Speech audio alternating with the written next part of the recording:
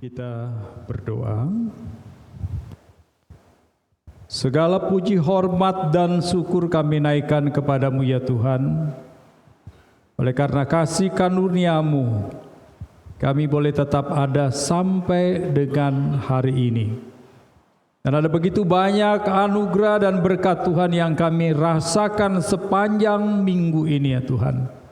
Bahkan sampai dengan saat ini, kami boleh ada di dalam kasih karunia-Mu dan menikmati persekutuan yang Engkau sediakan bagi kami untuk kami boleh jalani bersama-sama. Terkhusus ya Tuhan, pada pagi ini kami akan membaca, merenungkan sebagian firman-Mu. Biarlah Engkau sendiri yang menolong kami, panca indera kami, telinga mata kami dan hati kami, diurapi oleh Roh-Mu ya Tuhan. Sehingga apa yang kami baca, apa yang kami renungkan, kami juga dimampukan untuk melakukannya di dalam hidup kami. Berbicaralah ya Tuhan, karena kami sudah siap untuk mendengarkannya. Dalam nama Tuhan Yesus kami berdoa. Amin.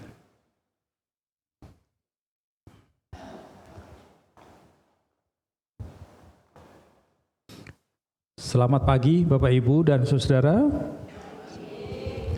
Apa kabarnya? Baik, sehat semua? Sudah makan? Ya, terlihat dari wajahnya ya. Makan dan belum makan ya. Untung saya juga sudah makan ya. Bapak Ibu, kita akan merenungkan satu bagian firman Tuhan yang disodorkan ke saya dengan tema firman menjadi manusia. Di dalam catatan Injil Yohanes dikatakan bahwa firman itu adalah Allah. Jadi kalau boleh saya tambahkan, tema kita adalah Allah menjadi manusia. Mari kita sama-sama membaca Injil Yohanes pasal 1 ayat 1 sampai dengan ayatnya yang ke-14. Yang demikian bunyi firman Tuhan. Pada mulanya sudah ada firman, firman itu bersama dengan Allah dan firman itu adalah Allah. Ia pada mulanya bersama dengan Allah. Segala sesuatu dijadikan melalui Dia dan tanpa Dia tidak ada suatu pun yang telah jadi dari segala yang telah dijadikan. Dalam Dia ada hidup, dan hidup itu adalah terang manusia. Terang itu bercahaya di dalam kegelapan dan kegelapan tidak menguasainya. Datanglah seorang yang diutus Allah namanya Yohanes. Ia datang sebagai saksi untuk bersaksi tentang terang itu, supaya melalui dia semua orang menjadi percaya. Ia bukan terang itu, tetapi ia harus bersaksi tentang terang itu. Terang yang sesungguhnya yang menerangi setiap orang sedang datang ke dalam dunia. Ia telah ada di dalam dunia dan dunia dijadikan melalui Dia, tetapi dunia tidak mengenalnya. Ia datang kepada miliknya, tetapi orang-orang miliknya itu tidak menerimanya. Namun semua orang yang menerimanya diberinya hak supaya menjadi anak-anak Allah, yaitu mereka yang percaya di dalam namanya. Mereka yang dilahirkan bukan dari darah dan dari hasrat manusia, bukan pula oleh hasrat seorang laki-laki, melainkan dari Allah. Firman itu telah menjadi manusia dan tinggal di antara kita, dan kita telah melihat kemuliaannya, yaitu kemuliaan sebagai anak tunggal Bapa, penuh anugerah dan kebenaran. Firman menjadi manusia. Saudara, ada banyak komentar-komentar dari kaum logik, intelektual yang hanya mengandalkan logika mereka dan menunjukkan ya tentang atau bahwa Allah menjadi manusia ini adalah sesuatu yang mustahil. Allah menjadi manusia ini adalah sesuatu yang tidak mungkin.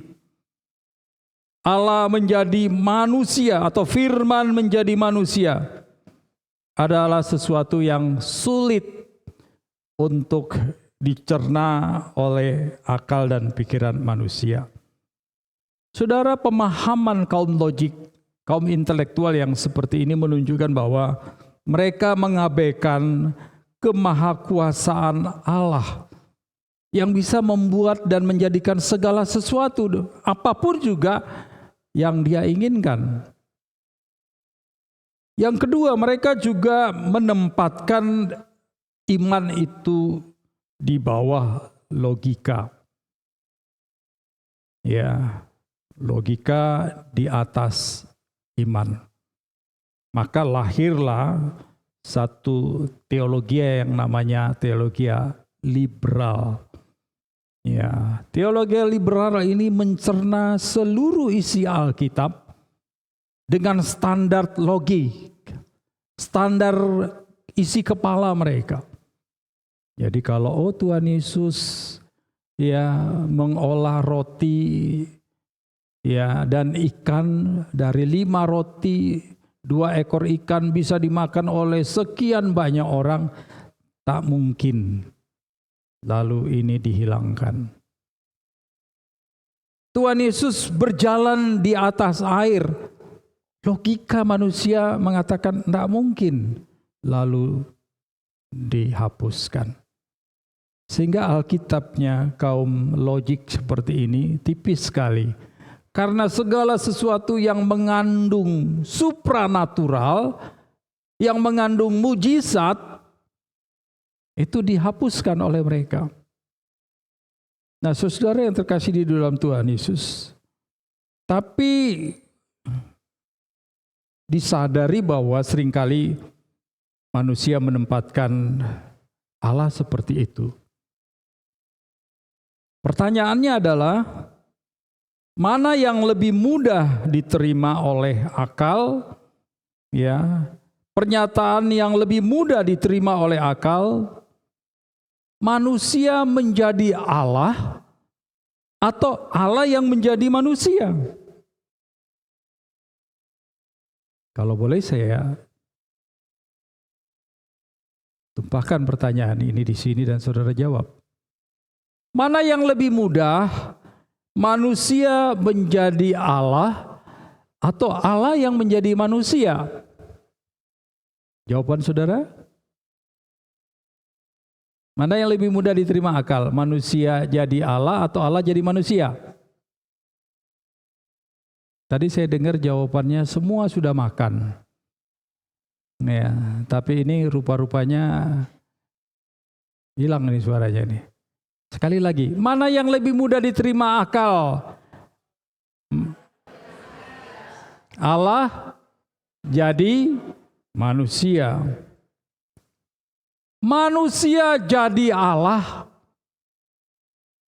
Itu adalah hasil editan otak manusia yang didesain oleh iblis sebagai penggagasnya untuk mengenyampingkan kuasa Allah atau meniadakan kuasa Allah. Dan ini yang dilakukan iblis ketika bersama-sama dengan Hawa. Hei Hawa, kata Tuhan, semua tumbuh-tumbuhan di dalam taman ini nggak boleh dimakan ya? Hawa jawab, tidak. Semua boleh, yang nggak boleh cuma satu. Pohon kehidupan. Nah, benar kan katanya si ular. Kenapa cuma satu yang tidak boleh? Karena yang satu ini akan membuat kamu tahu tentang yang baik dan yang jahat. Dalam tanda kurung, kamu akan menjadi sama seperti Allah. Lalu Hawa lihat, wah ini buah memang oke nih. Ya, masuk akal ini. Kayaknya bagus sekali nih buah. Apa yang dipandang oleh Hawa, bahwa buah itu memang kelihatannya akan sangat menarik sekali karena dia akan bisa menjadi seperti Allah, sama dengan Allah. Dan pernyataan iblis yang mendesain pernyataan-pernyataan itu masuk di akal. Tetapi bukan kebenaran. Kebenarannya adalah tidak boleh. Dari awal Tuhan bilang semua boleh makan, yang ini nggak boleh. Apapun alasannya tetap tidak boleh. Karena itu kebenaran Allah. Tidak mungkin dirubah-rubah. Kebenaran tetap kebenaran dan itu harus dipatuhi oleh Hawa dan Adam. Tapi Adam dan Hawa membalikkan logikanya dan menempatkan dirinya seperti Allah. Itu sebabnya saya katakan tadi, ini desain dari otak manusia yang dipengaruhi oleh kuasa si jahat itu. Sehingga membuat dia kemudian berpikir bisa sama seperti Allah. Manusia jadi Allah. Itu sebuah pemberontakan. Sebuah penyimpangan dari kebenaran. Karena kebenarannya adalah Allah yang jadi manusia. Kebenarannya di dalam Taman Eden tidak boleh. Tidak boleh makan. Tapi saudara yang terkasih di dalam Tuhan Yesus, Allah menjadi manusia adalah desain Allah. Dan sebuah karya akbar yang sangat besar di dalam dunia ini. Dan ini adalah fakta yang tidak terbantahkan. Kenapa saudara?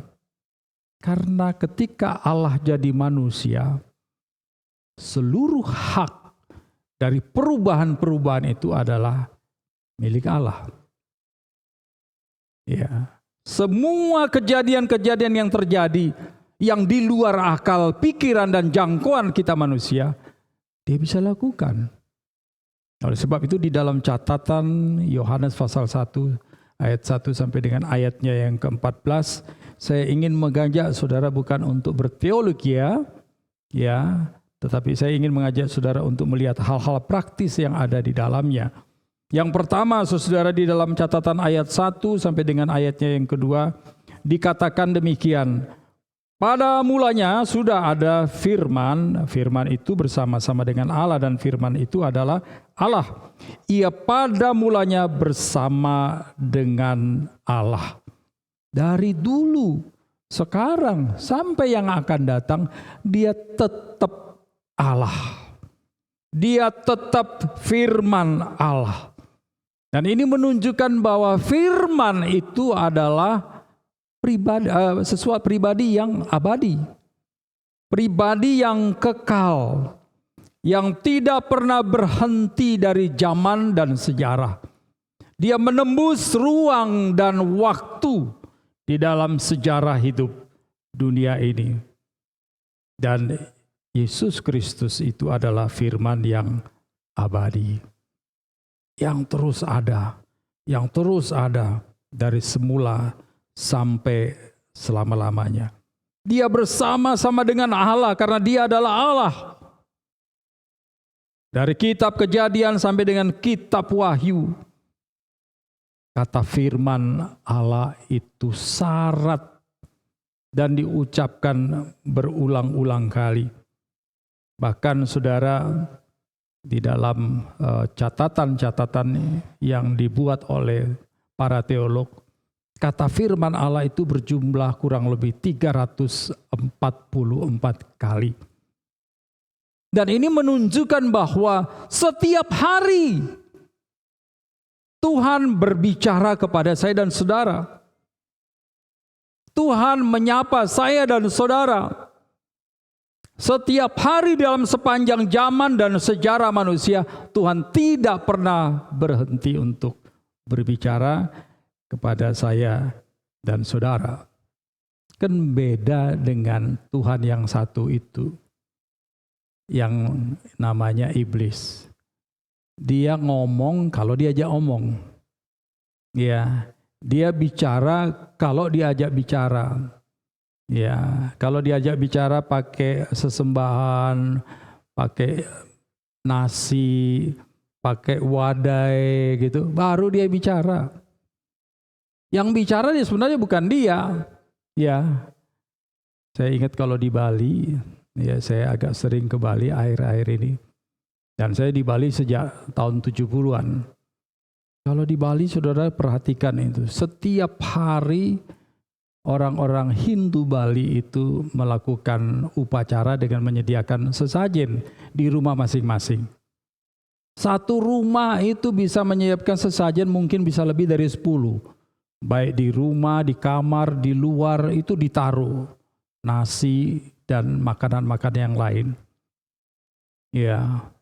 Dan saudara, Bali terkenal dengan sampah terbesar nomor 2 setelah Jakarta. Bayangin penduduk Bali sekian juta, tiap hari orang Bali menyediakan sesajen seperti itu. Sampai hari ini ekspor daun kelapa muda itu dari Jawa, karena di Bali sudah sangat kurang sekali. Karena itu dipakai untuk ritual mereka. Mereka bicara dengan Tuhannya dia melalui media itu. Dan Tuhan mereka katanya menyambut komunikasi itu juga dengan baik melalui ayam atau anjing yang makan berasnya, yang makan nasinya. Dan itu sudah dianggap jawaban daripada sesembahan mereka. Tidak demikian dengan kekristenan, saudara. Kekristenan real sekali menunjukkan bahwa Tuhan bicara tiap hari. Sadar atau tidak sadar, diajak bicara atau tidak diajak bicara, Tuhan bicara terus. Melalui kebenarannya dia yang ada di dalam Alkitab kita. Tetapi juga berbicara melalui nurani kita. Rohnya berbicara kepada diri kita. Hati kita yang diterangi, yang dinurkan itu. Setiap saat. Dan ini menunjukkan bahwa firman Allah yang diungkapkan di dalam Yohanes ini adalah firman yang abadi. Dan itu berarti bahwa di dalam firman yang abadi yang telah melewati sejarah dan waktu, firman ini adalah firman yang penuh dengan kuasa. Firman yang penuh dengan kekuatan, yang powerful di dalam penyampaiannya kepada manusia. Firman ini juga yang memberikan kekuatan, memberikan inspirasi kepada saya dan saudara. Firman ini juga yang menegur, mengingatkan saya dan saudara. Tadi saya sampaikan di dalam ibadah pertama bahwa ada seorang teolog yang sangat tua dan terkenal, yang disebut juga sebagai salah satu bapak gereja. Namanya Agustinus. Dia menulis banyak buku, tapi satu bukunya dia yang ditulis dengan gaya filsafat yang luar biasa, yang judulnya adalah City of God, Kota Allah. Ini adalah satu buku yang ditulis dari hasil renungan panjang si Agustinus ini. Agustinus ini adalah seorang yang sangat dicintai oleh ibunya. Ibunya mendoakan dia terus.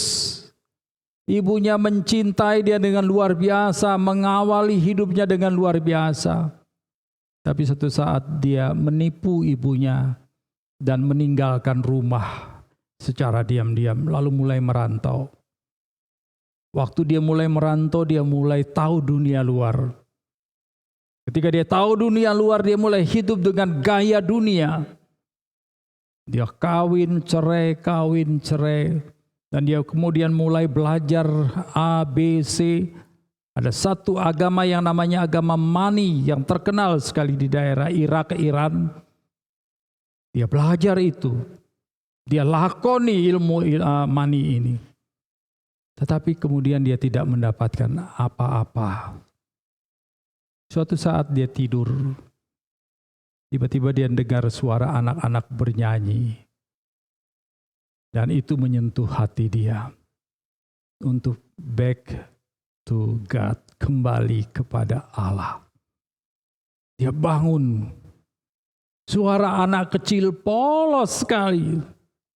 Back to God. Kembali kepada Allah. Dan dia mulai menyadari keberadaan diri dia. Dari hasil perenungan itu kemudian dia menulis satu kata-kata, satu kalimat yang luar biasa.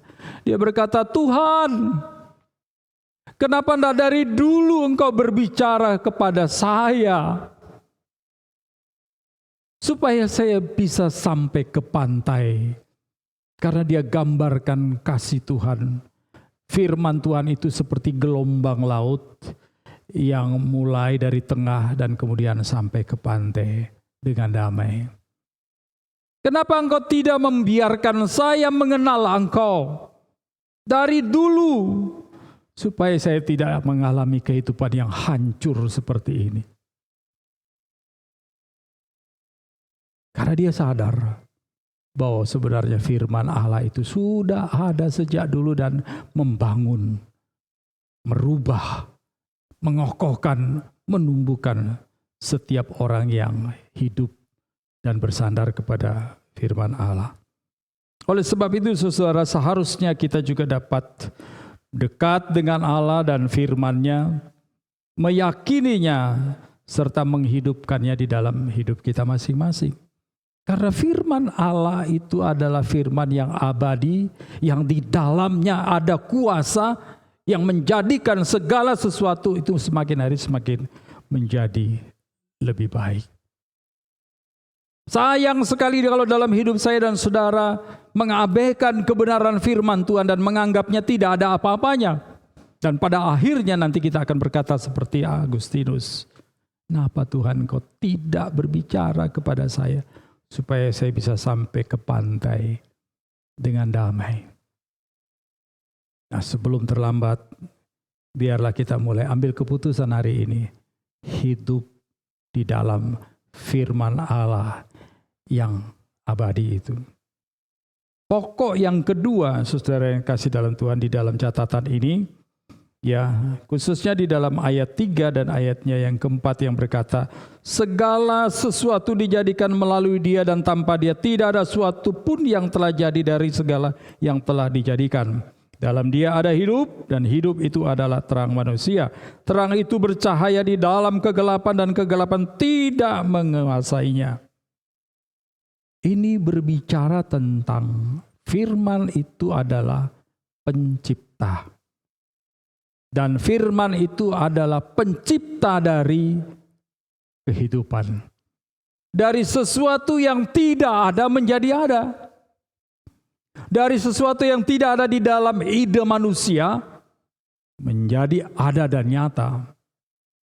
Dan saya pernah bicara berdialog, berdiskusi dengan orang Kristen, tapi dari kelompok bukan Protestan. Dia tidak setuju intinya dengan pembakaran jenazah.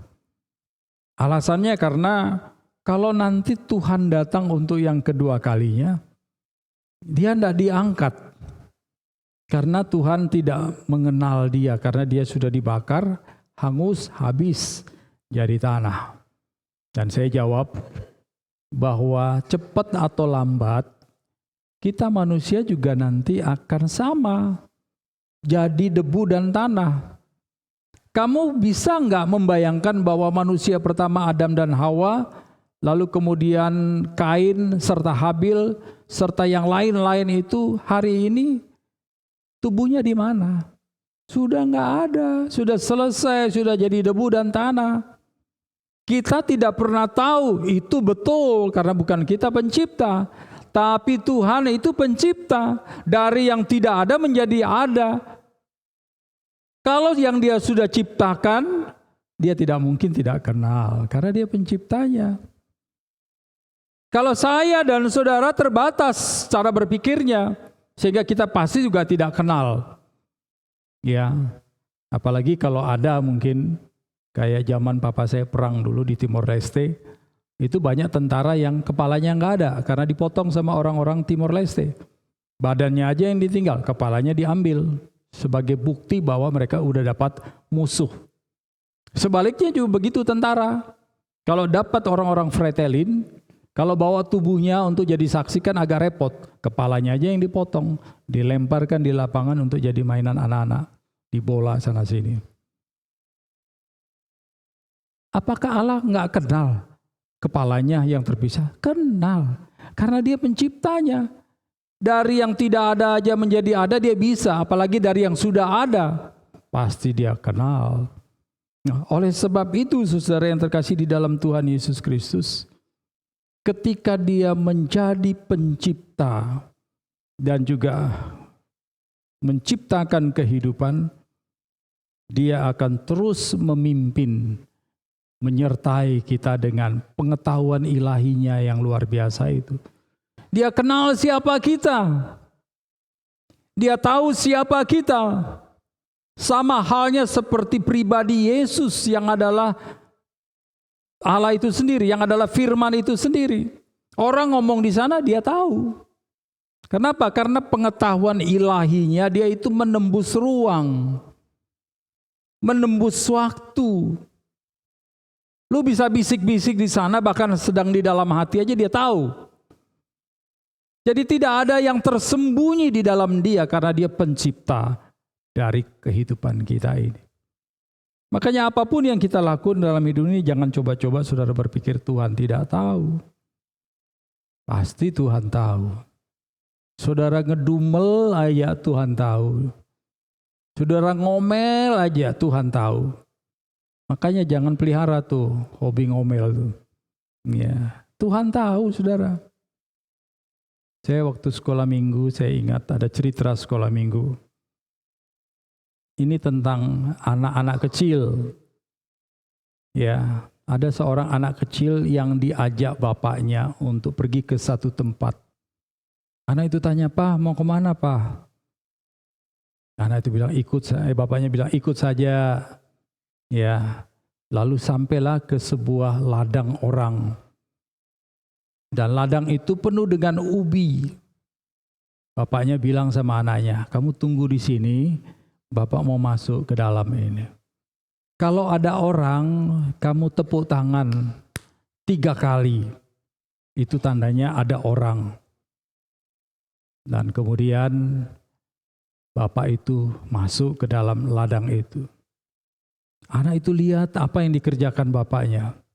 Dia lihat ada pohon ubi, daunnya goyang-goyang. Oh, itu tandanya bapaknya ini sedang menggoyang-goyang batang ubi. Dan dia tahu itu adalah ladangnya orang, bukan ladangnya bapaknya. Karena bapaknya nggak pernah tanam ubi. Tanam dosa aja tiap hari. Lalu dia ngerti ini bapaknya sedang mencuri ubi orang. Dia ingat pelajaran sekolah minggu. Gurunya bilang, Tuhan, mata Tuhan itu ada di mana-mana. Dia tahu orang baik, dia tahu orang tidak baik, dia tahu orang mencuri. Dan kemudian anak ini secara refleks dia tepuk tangan 3 kali. Dan pohon ubi itu berhenti. Dan tidak lama kemudian bapaknya muncul. Ada orang enggak? Ada orang enggak? Enggak ada, Pak. Bukan Bapak sudah bilang, kalau ada orang baru tepuk tangan, lu jangan rame aja di sini tepuk tangan. Kenapa tepuk tangan? Ada yang lihat, Pak. Siapa? Tuhan Allah katanya. Lalu Bapak itu sadar bahwa dia sudah mengajarkan anaknya cara yang tidak baik. Dan dia sadar bahwa betul mata Tuhan ada di mana-mana. Kenapa? Karena Tuhan itu pencipta. Dan dia yang menciptakan kehidupan agar supaya kehidupan kita itu makin hari makin baik. Kehidupan kita itu makin hari makin terarah kepada hal-hal yang benar. Dan kebenaran ini sudah begitu banyak hilang di dalam dunia. Karena sejak manusia jatuh di dalam dosa, ciptaan yang pertama ini mengalami kerusakan moral yang luar biasa. Mengalami kerusakan rohani yang luar biasa. Dan itu terjadi terus-menerus dari generasi ke generasi. Baru generasi yang kedua saja, Kain sudah bunuh adiknya. Generasi-generasi yang selanjutnya mereka berontak kepada Tuhan. Sehingga mereka mulai membangun satu menara yang namanya Menara Babel. Supaya mereka bisa ketemu sama Tuhan. Bisa berjumpa sama Tuhan. Bisa sama tinggi dengan Tuhan. Tapi nggak bisa. Nah, saudara yang terkasih di dalam Tuhan. Tetapi Tuhan yang mencipta kehidupan ini kemudian membuat generasi baru. Generasi yang berbeda dengan generasi yang jatuh di dalam dosa. Satu generasi yang punya kehidupan yang baik, kehidupan yang terarah. Itu sebabnya dikatakan terang. Kehidupan yang membawa orang itu kepada terang, berjalan di dalam terang. Dan kalau orang berjalan di dalam terang, dia akan melihat Allah. Dia akan mengerti kebenaran Allah. Dia akan percaya kepada kebenaran Allah. Dan ayat 12 mencatat, orang-orang seperti inilah yang akan menjadi anak-anak Allah. Anak-anak yang hidup di dalam terang, berjalan di dalam terang, dan senantiasa hidupnya memancarkan kebenaran demi kebenaran.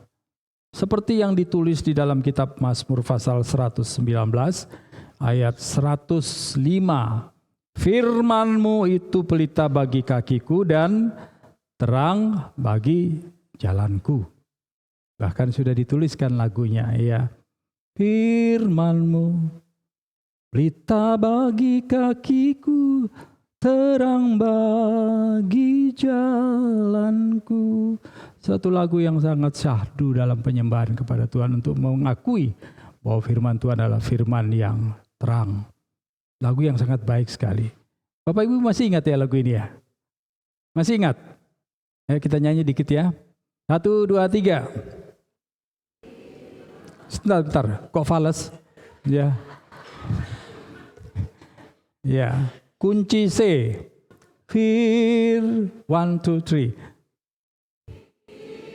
Sebentar. Ada yang melengking ini ya suaranya.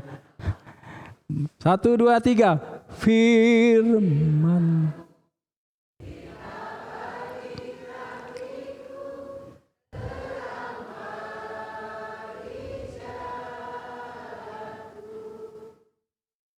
Pinter anak-anakku.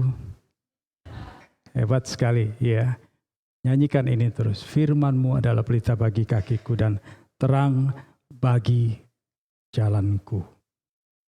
Saudara, kita harusnya hidup dekat dengan Allah. Ya, serta menghidupkan firman Allah di dalam hidup kita. Dan yang terakhir, yang ketiga, pokok yang ada di dalam catatan ini adalah inkarnasi Kristus. Di dalam ayatnya yang ke-14, dengan sangat jelas firman Tuhan mengatakan, firman itu telah menjadi manusia dan tinggal di antara kita, dan kita telah melihat kemuliaannya, yaitu kemuliaan sebagai anak tunggal Bapa, penuh anugerah dan kebenaran. Inkarnasi, roh menjadi daging. Roh menjadi materi, tidak terlihat menjadi terlihat. Ini artinya bahwa dia yang tadinya adalah roh, dia yang tadinya tidak terjangkau, kemudian merubah dirinya menjadi manusia. Mengunjungi manusia, menyatakan diri kepada manusia. Dan arti yang lain menunjukkan bahwa kita punya Tuhan yang sangat inisiatif, yang menginisiatifkan dirinya untuk berjumpa dengan manusia dan menyelamatkan manusia. Hanya kekristenan yang mengajarkan dogma seperti ini. Hanya kekristenan yang mengajarkan pemahaman seperti ini, bahwa untuk diselamatkan bukan manusia yang cari Tuhan, tapi Tuhan yang cari manusia. Agama lain mengajarkan saya yang mencari Tuhan. Saya tubuh saya supaya saya makin menderita, saya makin mengenal Tuhan. Itu bohong. Tak ada. Kekristenan mengajarkan Tuhan yang cari kita supaya kita bisa diselamatkan. Kenapa? Karena hanya Tuhan yang bisa mengatasi dosa. Kalau manusia berdosa, kecenderungannya itu lari dari Tuhan. Dan itu kita dapat lihat di dalam kitab Kejadian pasal 3. Waktu Adam dan Hawa berdosa, mereka bukannya datang kepada Tuhan dan mengatakan, Tuhan ampuni kami sudah berdosa. Enggak, Tuhan datang cari mereka dan mereka lari meninggalkan Tuhan. Lalu Tuhan katakan, kenapa kamu tahu kamu telanjang? Kami sudah berdosa Tuhan. Dan mulai saling menyalahkan. Ini adalah sebuah pengajaran sejak awal bahwa ketika saya dan saudara hancur, jatuh di dalam dosa, Tuhan terus cari kita. Dan Tuhannya orang Kristen adalah Tuhan yang inisiatif. Pertama untuk membuka kesempatan untuk kita bisa diselamatkan. Hari ini kalau saya dan saudara sudah diselamatkan itu sangat-sangat bersyukur. Jaga itu, pelihara itu baik-baik, tumbuh kembangkan itu baik-baik. Karena kita mendapatkan anugerah, dikunjungi oleh Tuhan. Yang tadinya tidak terbaca, yang tadinya tidak terfikirkan, yang tadinya tidak ada di dalam konsep kita tentang Allah.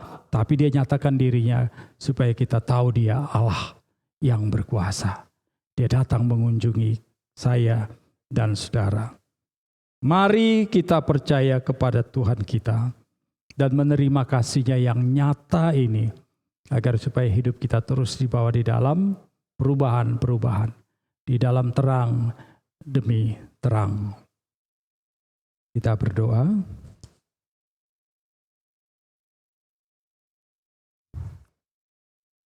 Tuhan Yesus, kami bersyukur dan sangat berterima kasih kalau jam ini kami telah merenungkan sebagian firman-Mu yang mengingatkan kami bahwa Engkau firman yang abadi, yang penuh kuasa, firman yang menciptakan kehidupan kami dan segala sesuatu yang ada di dalamnya. Dan Engkau adalah firman yang telah menjelma menjadi manusia, berinkarnasi di dalam kehidupan yang roh menjadi materi, menjadi daging di dalam Yesus Kristus. Engkau yang berinisiatif ya Tuhan, untuk melangkahkan kaki-Mu mendatangi kami orang-orang yang berdosa ini. Dan biarlah ya Tuhan seperti catatan di dalam ayatnya yang ke-12. Kami boleh percaya, kami boleh menaruh iman kami, sehingga kami layak untuk menjadi anak-anak-Mu ya Tuhan. Terima kasih Bapa, di dalam nama Tuhan Yesus kami berdoa dan bersyukur. Amin.